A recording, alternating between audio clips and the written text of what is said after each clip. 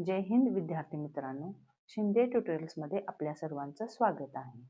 आज आपण triangular number simple ट्रिकने कसे सॉल्व्ह करायचे आहेत ते पाहणार आहे। इथे पाहून घ्या। 0 + 1 = 1, 1 + 2 3।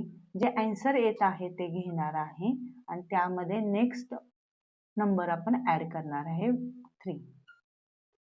6 + 4 10, 10 + 5 15, 15 + 6